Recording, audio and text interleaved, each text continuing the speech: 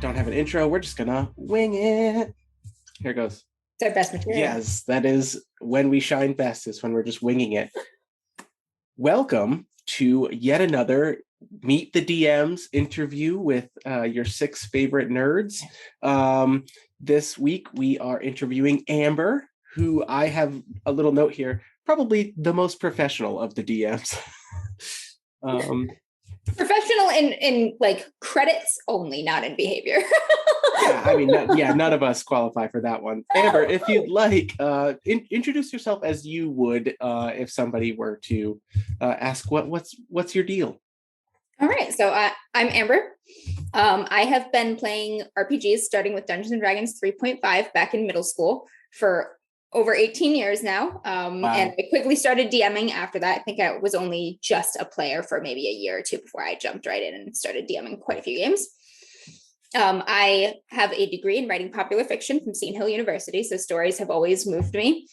And that's something that I have pursued professionally and academically. And I also have my MLIS in libraries. MLIS is a Master's in Library and Information Studies. So I'm a librarian. I'm the head of information services at the West Warwi-Con Public Library, where I bring my passion for RPGs and writing into my career and into my community. I organize a lot of tabletop RPG programs for adults and teens alike. We actually have more adults involved in RPG programming right now, which surprises a lot of my colleagues in other libraries. That it's not just a kid thing. Adults actually love this stuff, and it's one of the few ways adults can adults want to play games. Yeah, adults can kind of meet new people. That's like not at a bar and find common interests and just make friends. True. So that's a constant joy in my daily work. And I've built quite a large RPG collection. It's the largest in the state at my library. So if you're ever in Rhode Island, either just visiting or you happen to live here, do check out our RPG collection. Yeah, I think you'll find quite a few gems there, and they are all for the borrowing.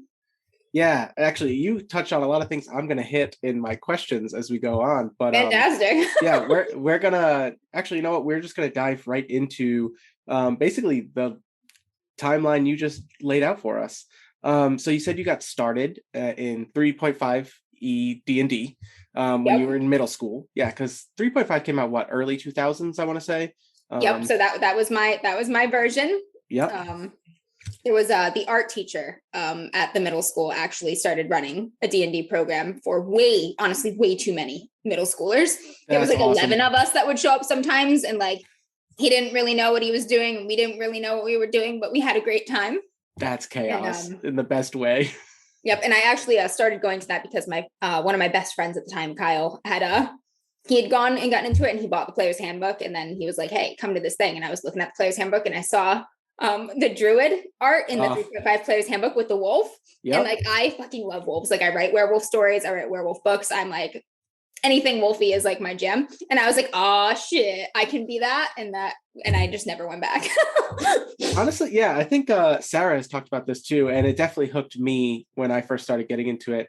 Like the artwork really does sell people, you know? And it's funny, as somebody who loves indie RPGs, and I've been like designing all these games, you go online and people are like, don't worry about the art. If the game is good, it'll sell itself. But like, really, let's be honest, art gets people hooked. And they draws people in.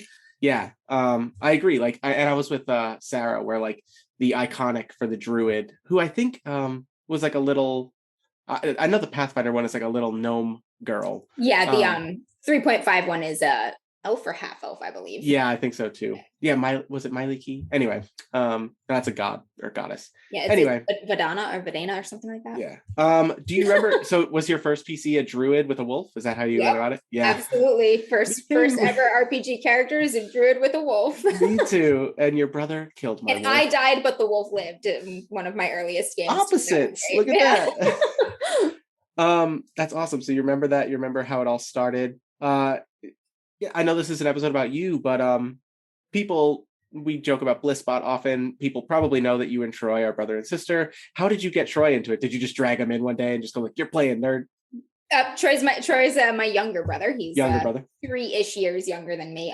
Was also kind of friends with my friends group. We were a little bit older, so sometimes he was like the annoying little brother, and it would be like, moms, like, you have to include your brother. Don't bring your brother. Play with your brother. And we were like, sometimes he was cool, but sometimes he was irritating. But we basically had to play with him at that point. Gotcha. And he he took to D&D like even harder than me. Like he was memorizing at one point, like Troy, like young, like 10 years old, you could be like, Beholder, he'd be like, this many hit points, this much AC, this page, this for fortitude save. Like he just memorized monster stat blocks, which was useful for if he was like a DMing aid, but very unuseful if you're trying to surprise him with anything in the game.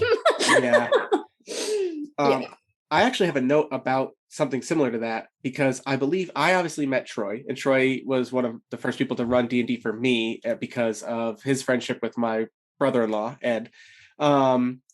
And I think we met, Amber. I could be wrong about this, but I believe we met at a mutual friend's house to play like a 3.5.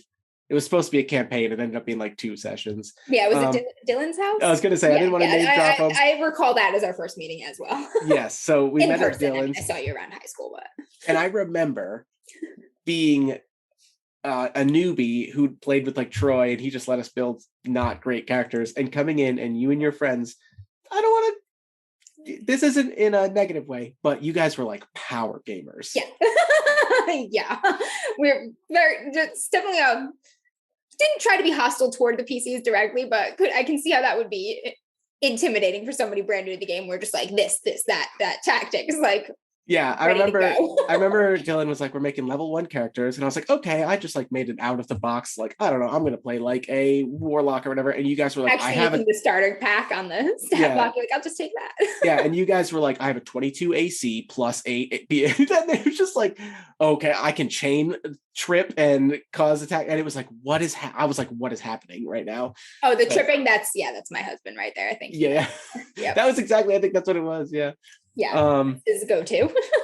So yeah, and like, so now I have to ask, because you recently ran Bluebeard's Bride coming up. Are the series after what we're currently playing and what this will air in the middle of, which is Christian's Invisible Sun game, you're going to be running Under Hollow Hills. Yes. So how has your journey evolved from, Power Gaming 3.5, which was the game, really, that was 3.5 edition D&D, but how has it evolved from, how's your journey in a relationship with RPGs changed from that time to becoming part of your career with the library and finding these other games and maybe more story-based? Because I know you do like that.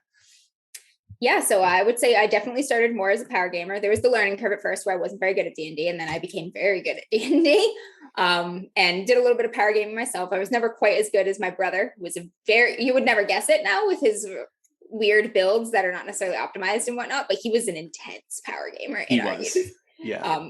And my husband, who is still very much an intense power gamer and the bane of my existence. Yeah. I do still occasionally enjoy a good power game once in a while on a good trip, especially in a campaign where you have like a really good villain and you just want to absolutely humiliate them, like Strahd. I was going to say, you recently told us about your plans in your Curse of Strahd campaign, which I was like, ooh, that's old Amber. Yeah, I've got intense plans in my Curse of Strahd game, and it is made possible by my proclivity for power gaming in that case. Like Strahd is a bitch. You don't know darkness. I am the boss. And this will be made clear in our last session. Wait, hold on. So we have Catherine Ives, fuck the devil, I'm Catherine Ives. We have your character from Invisible Sun, which was fuck your order, I'm an apostate and I will eat you. And now we have Amber's Strahd. Like you got that, Oh, hold on. I love to put a certain type of establishment or character in its place. Yeah, totally. Oh, yeah. So yeah, I do occasionally dabble in that now, but I have my tastes and styles have matured as I have grown. I would say that I did D&D pretty solidly for many years before I even started playing something else. And the next anything other than D&D was Pathfinder, which is based on the same system. It's very similar. It made a couple things easier, Pathfinder one, and kind of combined some common sense things, and it has a bit more flexibility. So I was enjoying the flexibility in Pathfinder with some new options and whatnot. And then after that, my home group just sort of occasionally picked up kind of some old school games. We did some Savage Worlds, some Deadlands, just a couple sessions here and there. They never really stuck like our long D&D campaigns before they fell apart. But I did start getting introduced to games outside of that through my home group there. And it wasn't until wasn't until I actually started bringing RPGs to the library and really getting involved in it professionally that I really started intentionally going out there, seeking new games and learning about them, and playing them, and just expanding the horizons. Because I did burn out on D&D and Pathfinder, D&D 3.5 and Pathfinder. It's great at what it does. Yeah, they are power fantasies, you know. Oh, we lost you again. It delivers very specific wiser. I had different themes and ideas I wanted to explore RPGs, and there are just so many more games that lend themselves to that, like Bluebeard's Bride. Yep. I'm a big horror buff. I love exploring dark spaces and dark things and traumas and whatnot. So there are better games for that, for sure. So I've really enjoyed that. Also, in my work as a librarian, diversity, equity, inclusion, and justice are very important in all aspects of my job. So seeking other games from creators not traditionally represented with themes and inclusion that's not traditionally represented in RPGs is very important. So I actively look for games by people of color, by the LGBTQIA creators that feature themes and characters and content with those elements. Both to bring to my community, and I just enjoy them myself too. Yeah, to experience those, like points of view and get their experiences, get their the stories they want to tell. It really is refreshing to come from something like a D&D where like you basically know I'm going to be a hero, I'm going to be a bad guy, I'm going to beat up whatever's in my way, and then there are these other games that are like, or tell D&D, a different kind of story.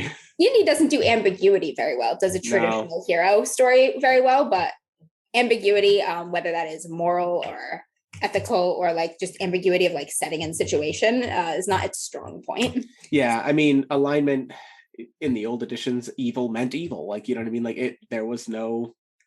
Yeah, I don't even use alignment in my D&D games like at all anymore. Yeah. Really, like it's not a good measure of who anybody is.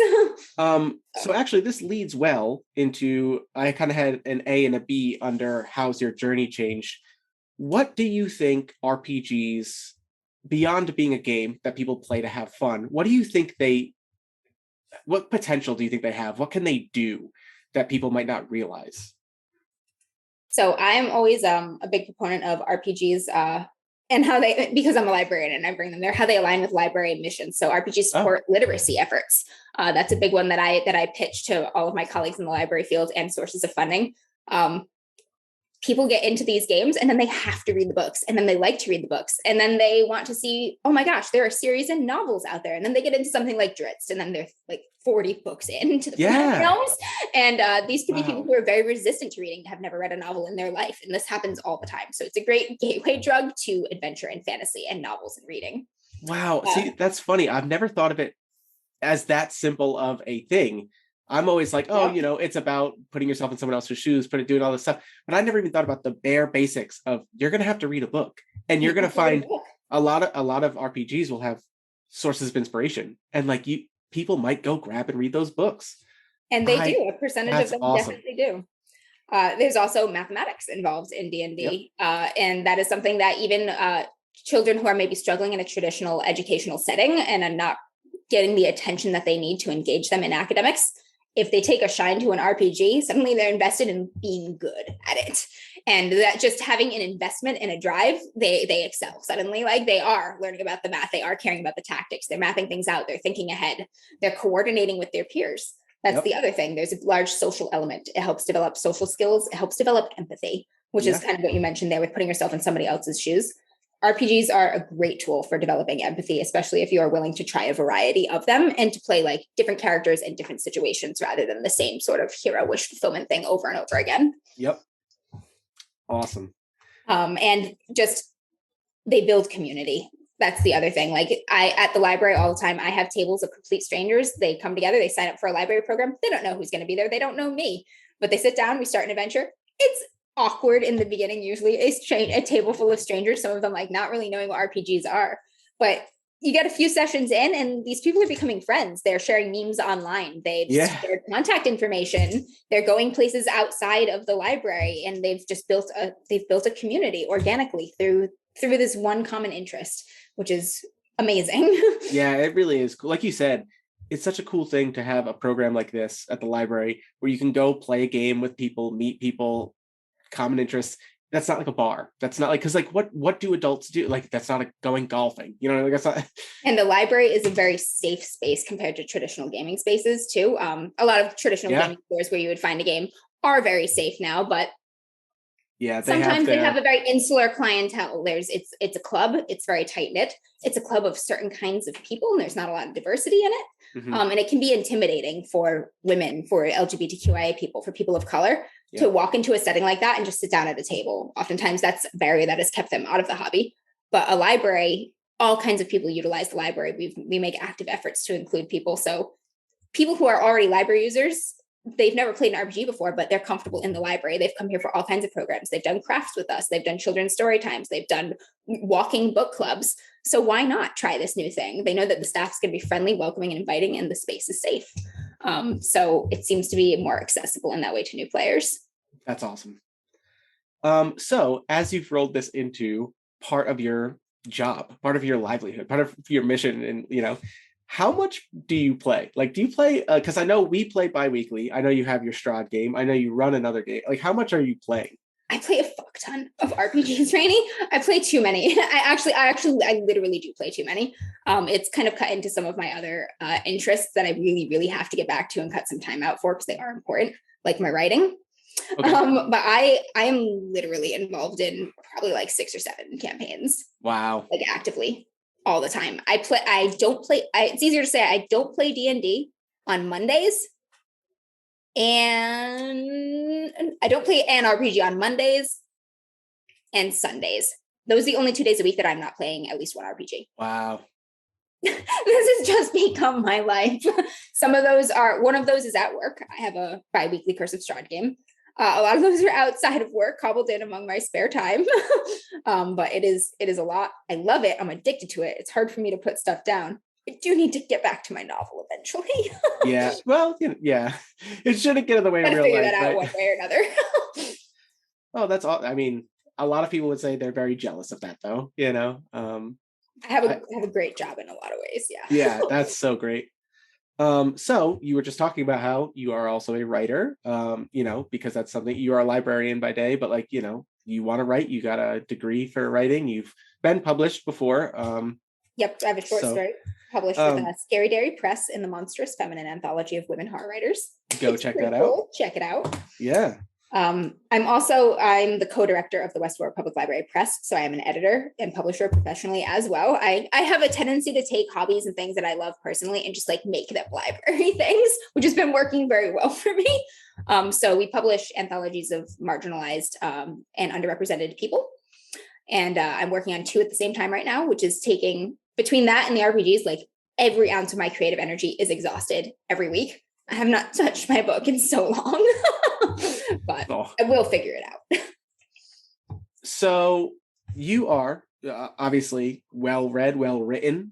I want to ask because people find inspiration for gaming from very different places.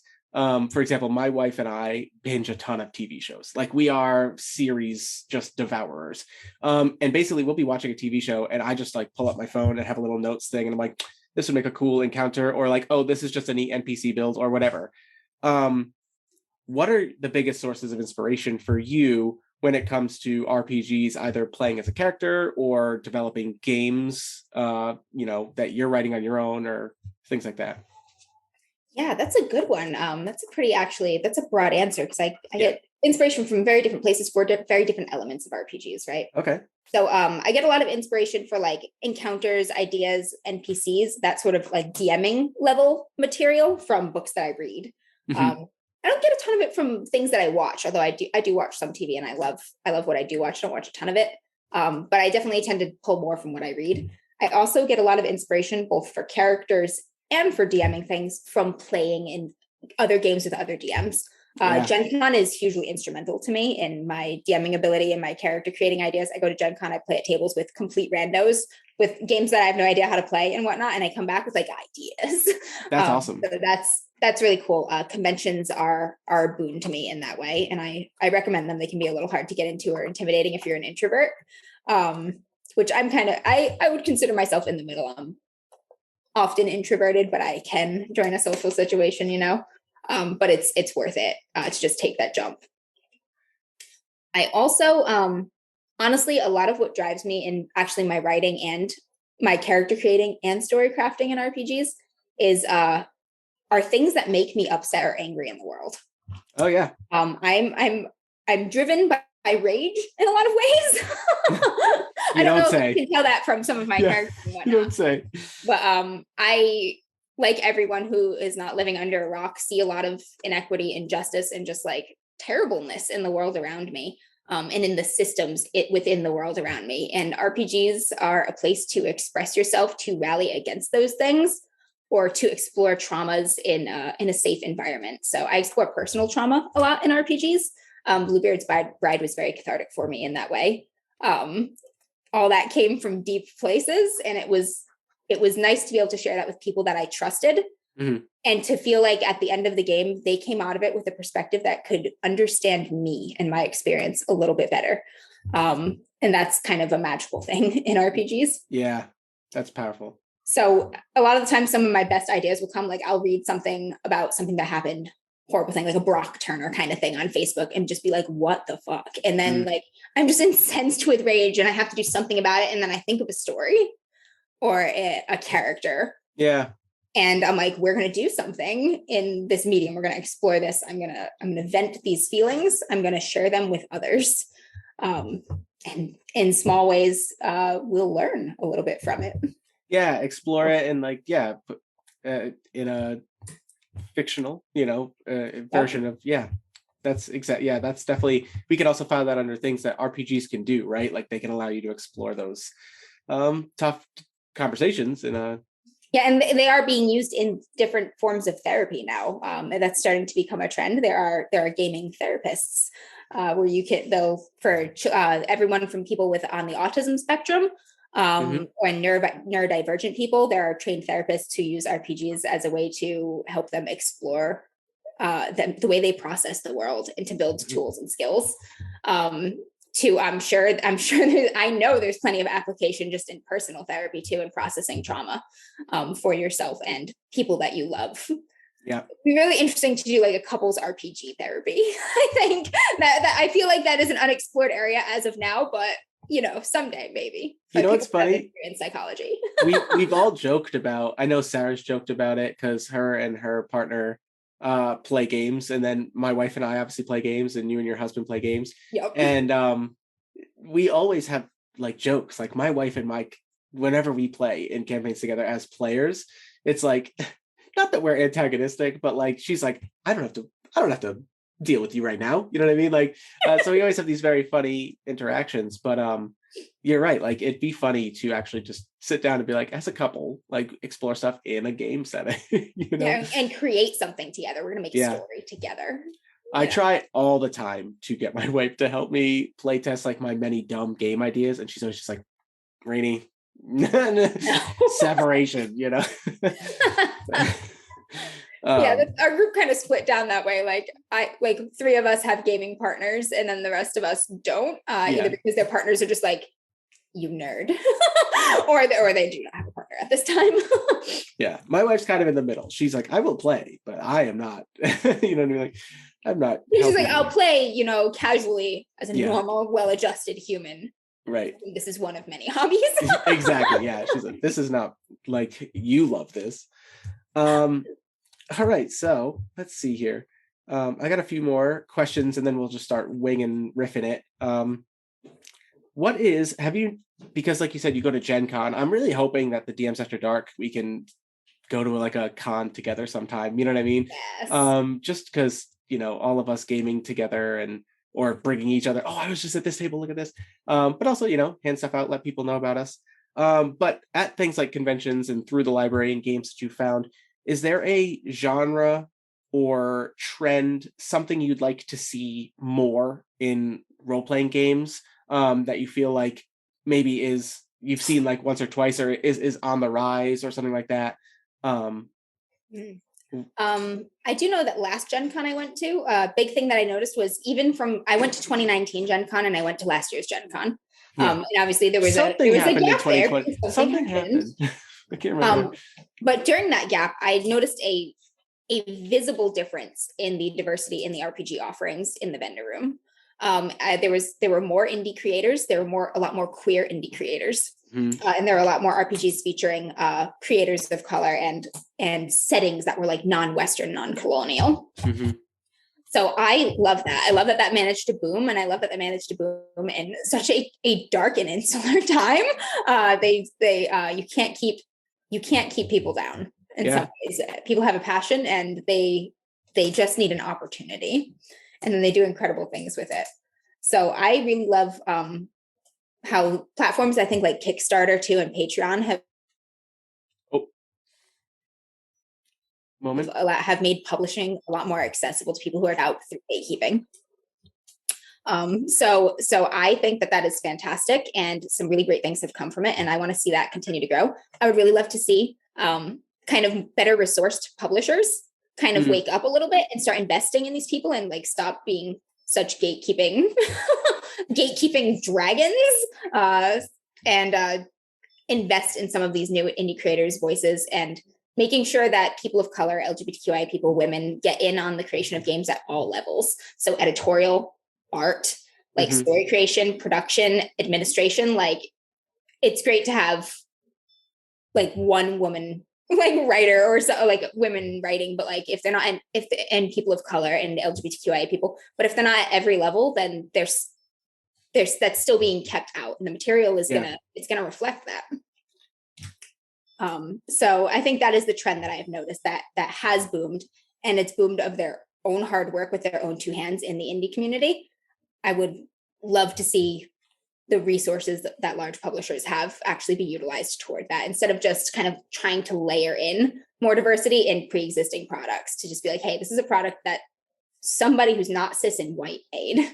Yeah. And you know what? We're going to get behind it. Like, Wizard Coast just going to get behind that new thing or something. I know they've done a little bit of hiring out like consulting people, for cultural stuff and whatnot in the past. But I know they've also had a big turnaround on those people, which is like frustrating, right? That's indicative of something, right? Yeah, and it's frustrating to find great games, but like you have to go into something like an itch.io or deep down in the drive-through RPG independent, publishers, and find these people just doing this themselves, and they're making these amazing products, but big companies and they have limited reach too, and that's the thing about how amazing the product is. Like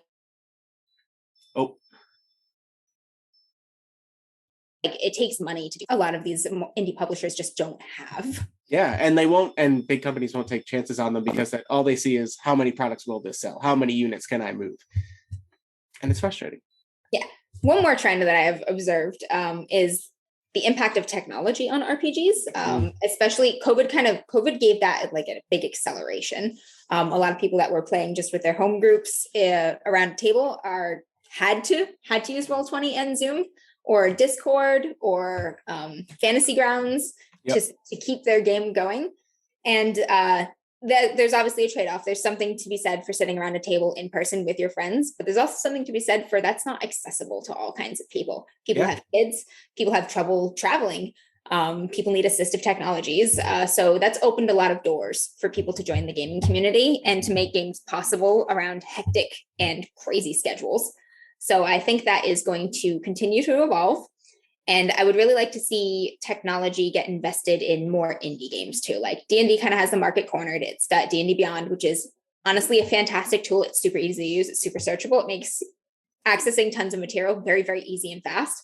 But so many other games out there could benefit from a resource like that, an app like that. Yeah. So, I think that will happen eventually. Like seeing it happen sooner rather than later. Yeah, it's a bummer because like that puts a lot of coding onus on small press publishers, right? And that's a lot of money or time to just pour into something.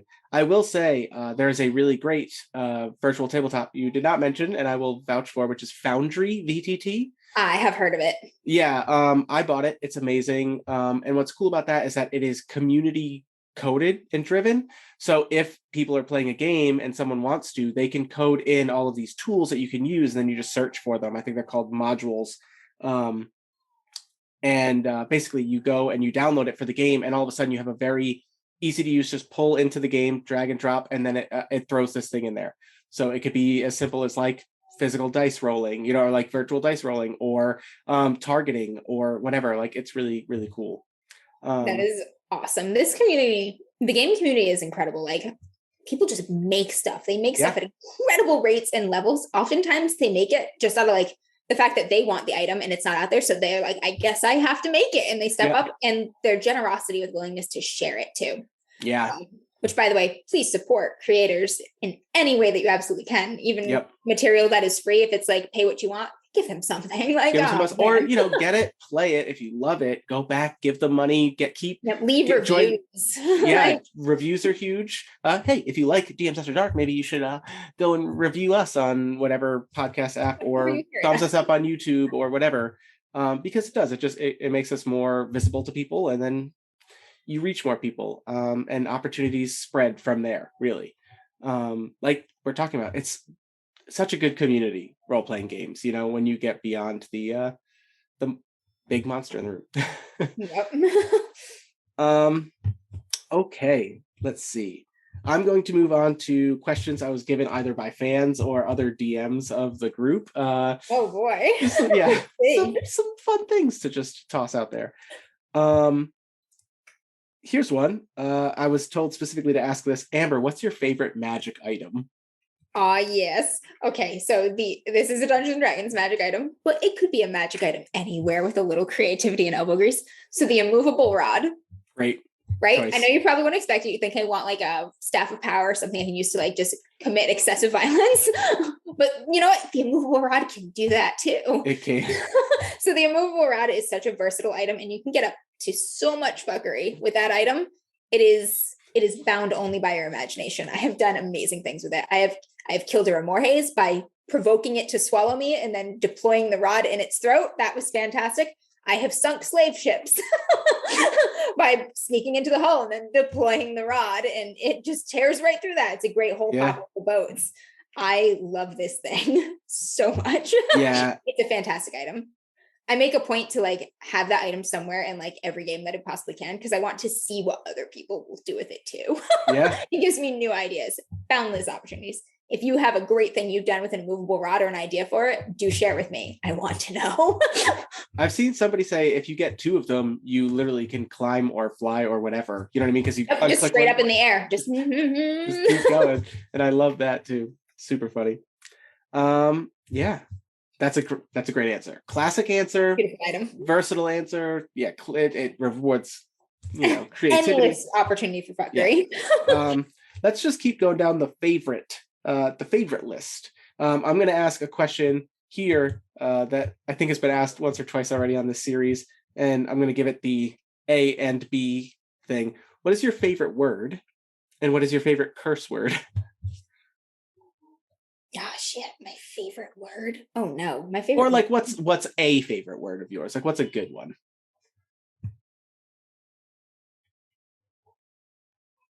Okay, you've stumped me now. I know so many words, and I'm just it all fled my mind right now, right? Yeah. Yeah, you're a little. You're probably a bit more. I'm like running through a huge lexicon. Loquacious than the rest of us who are just like, fuck. Okay, so this is a word that I've liked since high school, where I used it much more than I use it now. I like the word skew a lot. Something is askew. Like just not quite right or where it should be. Yeah. So that's a classic for me. Okay. Some of my favorite words just in general are also swear words. So I love fuck. Like it's literally one of the best words in the English language, because it is so versatile. Like literally you can put that word anywhere and the sentence will still make sense. Would you say that fuck is the immovable rod of swear words? It is absolutely. It is completely versatile. You can use it for great good and you can use it for great evil. I love it. That's great. It can be used to express profound joy. It can be used in like a really, really powerful compliment. Like that is fucking amazing. Like when you get a compliment with like a fuck in it, you're yeah. Oh, this is going to pay off. Just like, damn, it's awesome. Something down with that word. I love it. That's a good answer. All right. And now we're going to do a favorite and then, so can you pinpoint your favorite moment from your GMing history? Like a moment where you look back and go like, that is going to be hard to top. Okay, so I'll just say straight up, there's not like a favorite one. That's like impossible to decide. There's so many. Absolutely. There are a couple good ones though that I always recall and go back to. So one of them was in a D&D 3.5 Eberron campaign. Mm-hmm. My party was fighting, I was the DM in this one. My party was fighting the Children of Winter, and they captured a few who had kidnapped one of the PC's wives. So this PC was like done with their shit. Like he was going to save his family and nothing was going to get in his way. So they tied a rope around this guy's ankle, and they were like in this ravine and they were at the top. So he was like, how far down is the ravine? And I'm like, it's 75. I'm like, it's 75 feet. And he's like, all right, I feed out 70 feet of rope and tie it to this guy's ankle. I'm going to throw him over the edge. And then we paused for a minute. I was like, he's more than 5 feet tall. And we all just like let that sit there. And we were like, looking over the edge, and he looks at the next guy, and the next guy's just like, I'll talk. After that, like, these people can't do math. So that's a classic hilarious moment. Oh, that's funny. I'll talk because they can't do math. They literally cannot be, like, we intended that to come close and him to be, a good scare, but didn't take into account that headspace there. Yeah, right. That was great. I will never stop ragging on Jess about that time she set the orphanage on fire. Hey, those moments live in some form of infamy as well. That is a classic Jess move. One of my PCs recently in my library Curse of Strahd game did something very interesting with they fought the witches, defeated the witches, they were working on the brooms, got a couple of them down, and then one of them was like, I'm gonna make a persuasion attempt on this broom, and what proceeded to happen was the most unexpected thing ever. I was like, okay, this is interesting, I'll see where it goes. I'm like, you can try, we'll see what you get. And he rolled really good. He was a swashbuckler rogue, and I was like, all right, the broom stops attacking, it's watching you warily without its eyes because it doesn't have them. So what proceeded to happen was this wild horse taming scene with this broom. He picked up some dust and offered it to the broom oats in his hand, and and the broom came forward all nervously, and it allowed him to carefully run his hand along the shaft of the broom. And I was describing, and you can see that this broom has had a life. There's some score marks in the wood, the polish is worn in places, but she's a good broom. So they tamed a wild broom in Curse of Strahd, which just I would have never in a million years thought to do that, and it was a fantastic scene. I love it so much. Did you then reward them a broom of flying? Is that kind of Yep, they get the broom. The broom is with them. It is a companion. Her name is Broomhilda. Oh, they still have her. She recently was instrumental in letting the rogue almost just escape by the skin of his teeth a major ass kicking by Strahd. So that was good. She's got his back. That's awesome. Yeah, what a duo. Yeah. All right. Other side of that coin. Can you remember, or what is a DM mistake that lives rent free in your mind that you just can't shake? Do you have one? Can you think of a moment where you were just I didn't do that right or well, or I should I should not have done that. Yeah, I should not have done that.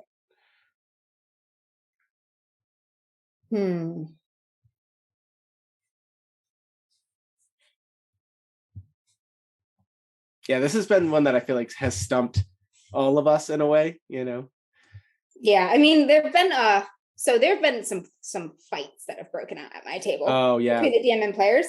I maintain that when I was involved in those fights, I was correct and the player was out of line. So I don't really consider it a mistake in my hand, on my end. But there have been a couple ugly fights with power gaming or rules revolving around power rules lawyering. Just okay, I understand what you're saying, but this is how I'm going to do it at my table. Yeah, if you want to play, accept it. And just putting my foot down. So that's turned ugly in a couple places. My group used to have other people in it, and it used to be quite toxic at one point. Oh yeah. So that there were some confrontations there that I again maintain were not my fault. There also have been sessions. I know some sessions that I've run with players who are very quiet, and maybe they're not really good at kind of taking the lead in things. And sometimes I'll think back in hindsight, it'll come to me, I'll be like, this would have been a good opportunity to engage this person's character maybe here if I had done that. And then but I missed it. I missed the opportunity. I was throwing leads out there, and a couple of the louder players were taking them and the quieter players weren't. And I'd tried to pull the quieter players in, but the way I was doing it wasn't quite effective, and they didn't get enough spotlight. And then after the session ends, I'll be like, I could have done this with their character and story specifically, and that would have worked. So that definitely has occurred a few times in my experience. Yeah, it can be tough to spotlight for sure. Yeah. All right. I think we're probably coming up on, this might be the last question. So in your mind, what constitutes a successful session or campaign or story? Like, what in your mind are the things you're aiming to achieve when you play a game?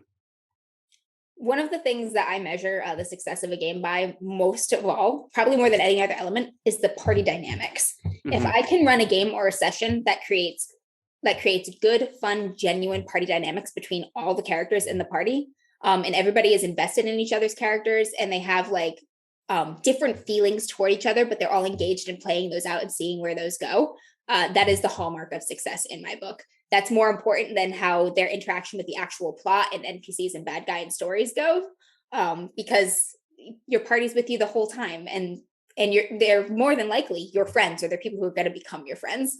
So how you interact with them is a huge part of what makes RPGs rewarding. And if I can do that, and I can pull the elements out of each other's characters that are really cool and show them to the rest of the group, and the group bites, that is so awesome. And it's so rewarding. And I'm just I sleep like a baby after this. I'm like, oh yeah, just sleeping on my laurels. That actually is something we said in one of our first Modified Roles episodes, was there's nothing better as a DM than just watching your players play the game without you. Yeah. And when they're so into their characters and they're into each other's characters that they just always have something to do, even if nothing is going on. They're bringing it, they're ooh, this person has some trauma I can poke at, and they're genuinely interested in it. And then I'm just I sit back and I'm eating popcorn. I'm fight, or make up. I don't know, whatever happens, kiss. I'm just I don't care. It's just great. Yeah. It's wonderful. I love it. Oh, that's awesome. All right. Well, with that, which is an excellent answer, by the way, is there anything you want to add as we wrap up your interview, Amber? Anything you want to boost or just throw out? Just honestly, if you're listening to this and you've been inspired by anything that I've said, one of the greatest things that would make me most happy and proud of my impact in having done this today is if you go to your local library and you see if they have any D&D offerings, carry any D&D books or RPG books even. They'll most likely have D&D if they are. We're still working on broadening the horizons in libraries in general, but see if there's a group. And if there's not, if you have the time and the skills, see if they will host you to be a DM and run a game. If you've been having trouble finding a group either to run for or to play with, online, it can be really hard to get those games together, and they're easy to fall apart because there's not a ton of investment. It's easy to not show up for something online that you've never met anyone at before. Mm-hmm. But if you go to the library and people actually show up, they've driven to the place, and they've gotten together and they've seen each other and their faces in a room, they're more likely to come back. Yeah. So I really, really would encourage you to see what you can do about bringing gaming and your own interests and passions to your public library. Some of them, a few, even have money to pay DMs. Not my library, other than staff right now, but some libraries. Well, hey, and actually, I don't know, it's usually in November every year, but you have West Warwi-Con. Yes, we do our little West Warwick Public Library gaming convention that has been online for 2 years, in person, only the one because of COVID, but we're hoping to be in person again this year. And just slowly increase our offerings. We have multiple games being hosted by, honestly, mostly people from DMs After Dark at this point at the library, but we're growing our roster of volunteers wherever we can. And we also we've done a magic tournament. We have video gaming, Smash Brothers and whatnot. We have a food truck pop by when it's in person. So we just try to host a day of fun and games at the library and see who from the community shows up. Yeah, we'll and we as DMs After Dark will post about that and everything. So, but if you watch these and like these and love what Amber's doing, which you should because it's an amazing local program, and hopefully your local area has something similar. Yeah, come hang out with us, play with us at West Warwi-Con. All right, so should one of us attempt the Sarah sign off? Thank you all for listening, folks. We are DMs After Dark doing our Meet the DMs interview here featuring myself, Amber. Thank you so much for listening with us and hopefully taking away something that is inspiring or helpful to you. Any feedback, comments, questions, things that you've done with the immovable rod, go ahead and drop us a comment. You can find us on Facebook, Twitter, shoot us an email. We would love to hear about it, and we'll probably talk about it on stream at some point. That's one of the benefits of starting out small. We have time to dedicate to individual fans. And we appreciate every single one of you. Thank you for all your support. Take care. Have a good night.